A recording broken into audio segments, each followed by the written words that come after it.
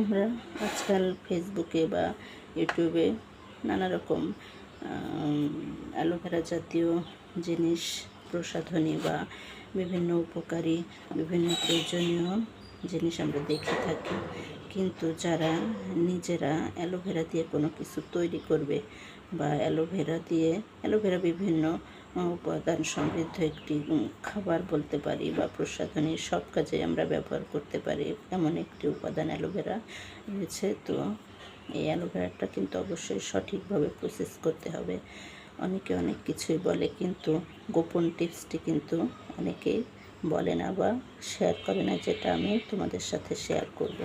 তো অবশ্যই সাবস্ক্রাইব করবে, লাইক শেয়ার দিয়ে পাশে থাকবে এবং শেয়ার দিয়ে অন্যকে উপকৃত করবে ভিডিওটি। এটা আমি আমার গাছ থেকে নিয়ে এসেছি, হাইব্রিড অ্যালোভেরা।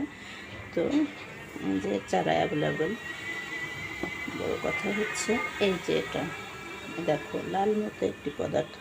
এটা কিন্তু অ্যালোভেরার খুবই মারাত্মক একটি পদার্থ, যা আমাদের ভীষণ ক্ষতি করে থাকে। তুমি ত্বকে লাগাও বা কোনো বিউটি প্রসাধনী তৈরি করো বা খাওয়ার জন্য তৈরি করো, যেভাবে তৈরি করো না কেন, ওই লালাপ জিনিসটা কিন্তু মারাত্মক। তো আমি বলবো এভাবে অ্যালোভেরা কেটে কমপক্ষে 2-3 ঘন্টা অবশ্যই রেখে দেবে। এই যে আমি এভাবে বালতিতে করে রেখে দিয়েছি। তো তারপরে 1 ইঞ্চি মতো এখান থেকে 1 ইঞ্চি মতো কেটে ফেলে দেবে। তারপরে এই 2 পাশের কাঁটাটা কেটে সুন্দর করে ধুয়ে পরিষ্কার করে তুমি যে কাজে লাগাবে সমস্যা নেই। অবশ্যই আমার এই ইম্পর্টেন্ট কথাগুলো মাথায় রাখবে, নইলে কিন্তু ভীষণ বিপদের সম্মুখীন হবে। তো অ্যালোভেরা ব্যবহারের ক্ষেত্রে এই বিষয়গুলি অবশ্যই মাথায় রেখে চলবে। এটা কিন্তু মারাত্মক ক্ষতিকর একটি পদার্থ, যা অনেকেই জানে না বা অনেকেই বলে না।